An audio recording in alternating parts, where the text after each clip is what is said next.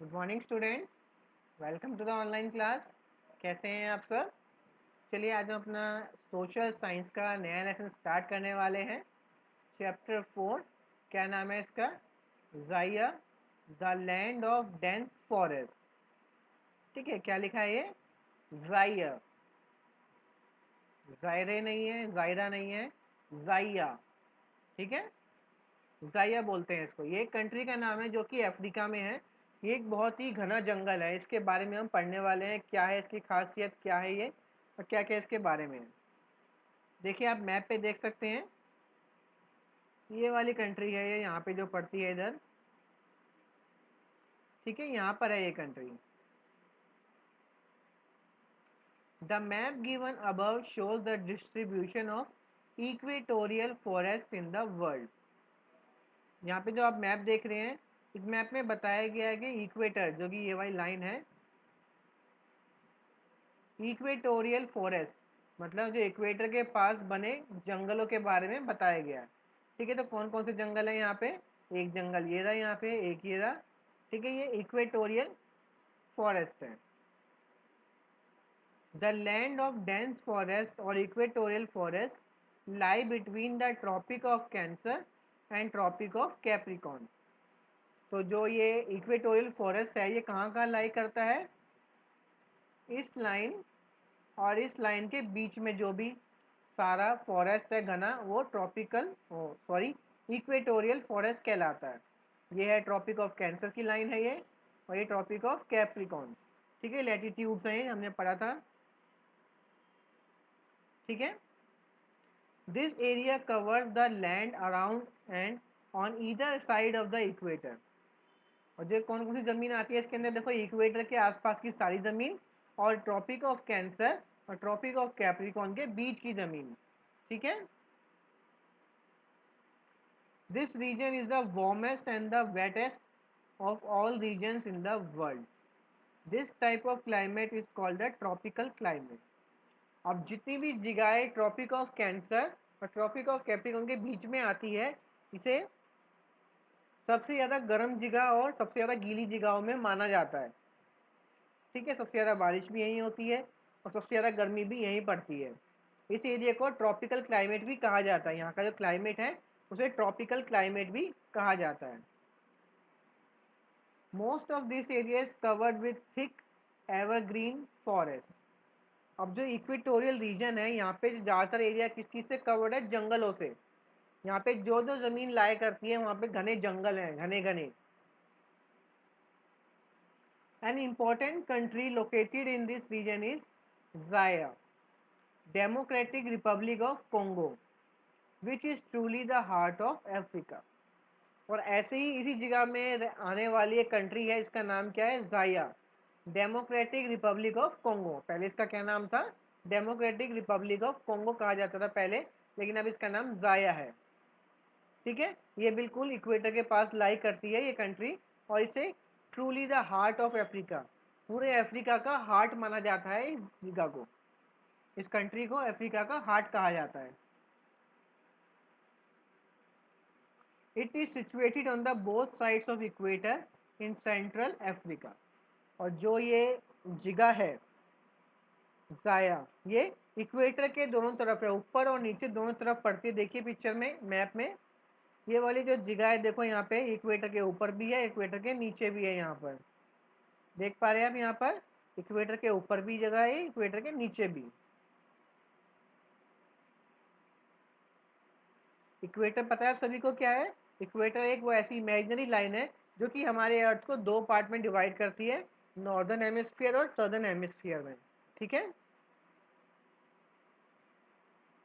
with the area of about 23.5 lakh square kilometers, the Zaya Democratic Republic of Congo is the third largest country in the Africa. जो जाया ये country है, ये Africa की तीसरी सबसे बड़ी कंट्री है। अगर एरिया के हिसाब से देखा जाए तो इसका एरिया कितना है? 23.5 लाख स्क्वायर किलोमीटर। ठीक है, बहुत बड़ा एरिया होता है ये अफ्रीका की सबसे तीसरी कंट्री है इतनी बड़ी जगह के हिसाब से। The major part of this country is covered with dense equatorial forest and lies in the basin of the river Zaya River, from which it derives its name. अब जो ये कंट्री है, ये कंट्री का ज़्यादातर जो हिस्सा है उसमें बहुत ही घना जंगल है और यहीं पे से होके बहती है एक रिवर, क्या नाम है उसका, जाया रिवर, जिसी के नाम पे इस देश का नाम भी पड़ा है। ठीक है, ये रिवर भी यहीं से बहती है इसी कंट्री में। The river Zaire is joined by the number of territories tributaries from north and south of the equator. अब जो रिवर जाया है इसमें बहुत सारी नदियां आके जुड़ जाती हैं और नॉर्थ से, ऊपर से, नीचे से, साउथ से आके बहुत सारी नदियां और हैं जो कि इस जाया रिवर में जुड़ जाती है और ये रिवर बड़ी बन जाती है। चलिए मैं दिखा देता हूँ आपको वर्ल्ड के मैप पे ये कंट्री है कहाँ पे। ठीक है, देखिए अगर आप स्क्रीन पर देख पा रहे हैं सामने, तो ये हमारा पूरा वर्ल्ड है। ये है अफ्रीका, देखिए ये पूरा अफ्रीका है, देख रहे हैं। और यहीं पर है बीच में country democratic Republic of Congo जाया। ठीक है, चलिए सर्च करते हैं उसके बारे में हम। देखिए ये रही डेमोक्रेटिक रिपब्लिक ऑफ कॉन्गो, देख सकते हैं यहाँ पे ग्रीन ग्रीन है पूरा, देख रहे हैं। ये पूरा घना जंगल है, बहुत ही घना जंगल।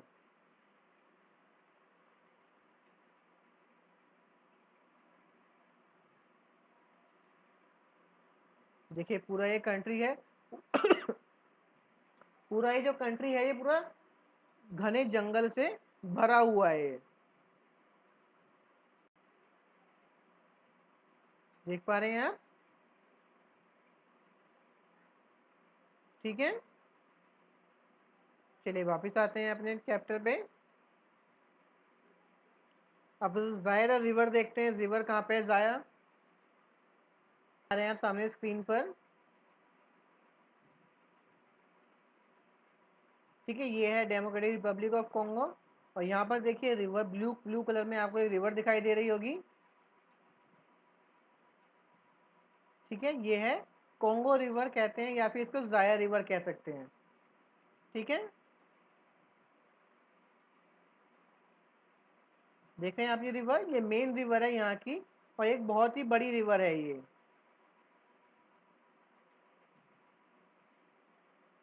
चलिए लेसन पे आते हैं। The river Zaire is joined by a number of, हमने पढ़ लिया। The river Zaire is the 9th longest river in the world. जो रिवर जाया है ये दुनिया की 9वीं सबसे बड़ी रिवर है। ठीक है,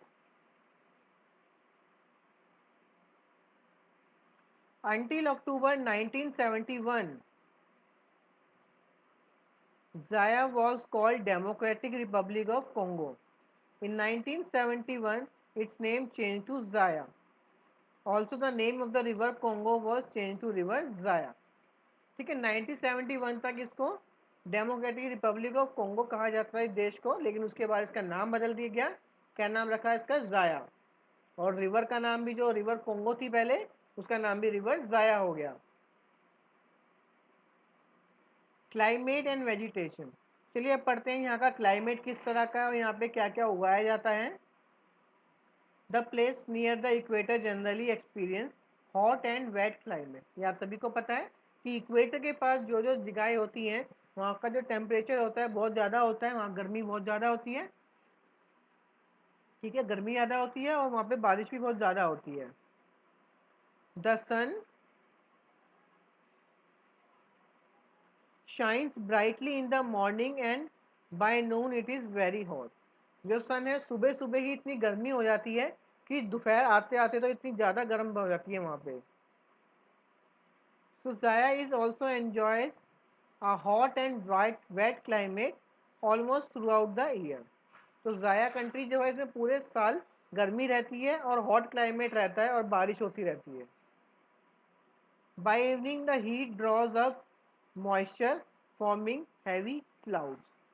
ठीक है, जैसे जैसे शाम हो जाती है तो हीट मॉइस्चर वाले बादल बना देते हैं जिसकी वजह से बारिश होती रहती है यहाँ पे ज़्यादा। This results in heavy rainfall. और इसीलिए यहाँ पे बारिश भी बहुत ज़्यादा होती है। The annual rainfall is more than 200 centimetre. पूरे साल में यहाँ पे 200 सेंटीमीटर से भी ज़्यादा बारिश होती है। Here days and the nights are almost of equal duration. The climate can be described as ever hot and ever wet. जो ज़ायरा कंट्री है यहाँ पे जो दिन और रात होते हैं बराबर होते हैं, ना ही दिन बड़े होते हैं ना ही रात बड़े होते हैं, बराबर बराबर होते हैं। और इस ऐसी जगहों को क्या कहा जाता है? Ever hot and ever wet. हमेशा गर्म और हमेशा गीली ज़मीनें हैं ये। ठीक है, बारिश भी यहाँ लगभग रोज़ होती है और गर्मी भी यहाँ रोज़ ही पड़ती है, इसीलिए इसको ऐसा कहा जाता है। In the hot and humid climate, trees and plants grows easily and faster. इसी की वजह से, क्योंकि यहाँ पे गर्मी ज़्यादा है और बारिश भी बहुत होती है यहाँ पे, इसलिए यहाँ पे जंगल है, क्योंकि जंगल ऐसे क्लाइमेट में जो पेड़ पौधे होते हैं बहुत तेज़ी से बढ़ते हैं और ज़्यादा फैलते हैं। आप देखते होंगे अभी जो मौसम चल रहा है हमारे यहाँ बारिश का, इसमें पौधे कितने ज़्यादा फैलते हैं, कितने ज़्यादा बढ़ते हैं। ऐसा ही मौसम यहाँ पे भी कोंगो में हमेशा रहता है, वहाँ बारिश भी होती रहती है और गर्मी भी रहती है। The land is covered with thick forest. पूरा जो लैंड है ज़ाया की, वो एक घना जंगल है पूरा। The trees are tall and form a canopy of leaves at the top.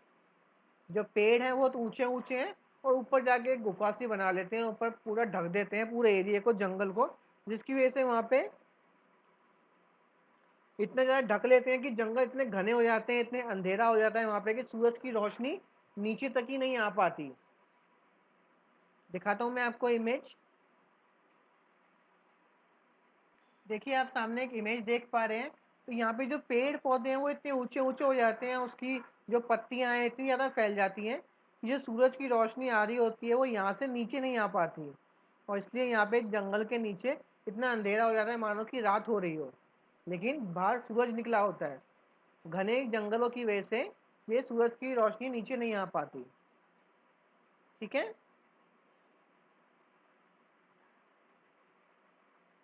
The trees are tall and form a canopy of leaves at the top. The sunlight is not able to pass through this canopy. ठीक है, वो उतना ज़्यादा ऊपर पत्तियों का झुंड बन जाता है ऊपर की, सूरज की रोशनियाँ नीचे ही नहीं आ पाती। So the trees have to compete with each other for sunlight. इसीलिए यहाँ पे जो पेड़ होते हैं वो ऊंचे ऊंचे बढ़ते जाते हैं सूरज की रोशनी के लिए। Below the trees grows a large number of shrubs and climbers. और इन पेड़ों के नीचे बहुत ज़्यादा झाड़ियाँ उगती हैं, बेलें उगती हैं, जो बेल होती है ना पेड़ पे चलती हैं, वो ज़्यादा मात्रा में उगती हैं यहाँ पे। The tall trees and the dense undergrowth make the forest almost dark even in the day time. इसी घने जंगल की वजह से, घने पत्तियों की वजह से, सूरज की रोशनी नीचे तक ना आने की वजह से ये जंगल है, ये अंधेरा रहता है इस जंगलों में, चाहे दिन हो या रात हो। रात में तो बहुत ज़्यादा होता है, दिन के टाइम में भी यहाँ पे बहुत ज़्यादा अंधेरा रहता है, क्योंकि सूरज की रोशनी नीचे आ ही नहीं पाती है। The forest are so thick that it is difficult to pass through them. और ये जंगल जो है इतने ज़्यादा घने हैं, मतलब इसमें से रास्ता बना पाना भी बहुत ही मुश्किल काम है, इतने ज़्यादा घने जंगल हैं ये। क्लियर। आगे बढ़ते हैं। ज़ाया is called the heart of darkness. ज़ाया जो जगह है इसको हार्ट ऑफ डार्कनेस, अंधेरे का दिल भी कहा जाता है, क्योंकि यहाँ पे बहुत ज़्यादा अंधेरा है। सूरज के होने के बावजूद भी यहाँ पे बहुत ज़्यादा अंधेरा रहता है। These trees do not shed their leaves at the same speed, hence they form the evergreen forest. ठीक है, अब देखिए ये जंगल है ज़ाया के, ये एवरग्रीन फॉरेस्ट है। क्यों? क्योंकि यहाँ के जो पेड़ हैं वो अपनी पत्तियाँ एक साथ नहीं छोड़ते। ठीक है, वो धीरे धीरे छोड़ते रहते हैं, नई आती रहती हैं, इसलिए ये जंगल हमेशा पूरे साल हरे भरे रहते हैं, इसीलिए इनको एवरग्रीन फॉरेस्ट भी कहा जाता है। The trees of this forest are very useful as they provide raw material for various industries. अब जो यहाँ पे जो पेड़ पाए जाते हैं वो बहुत ही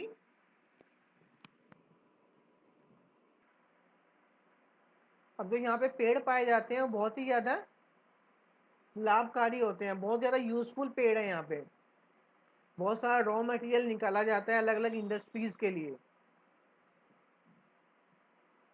These forests are the largest reserve of hardwood trees such as mahogany and ebony।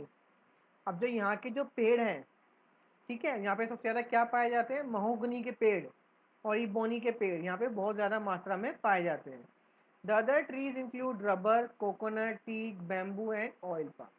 और बाकी कौन कौन से पेड़ पाए जाते हैं यहाँ पे, rubber, coconut, teak, bamboo, oil palm.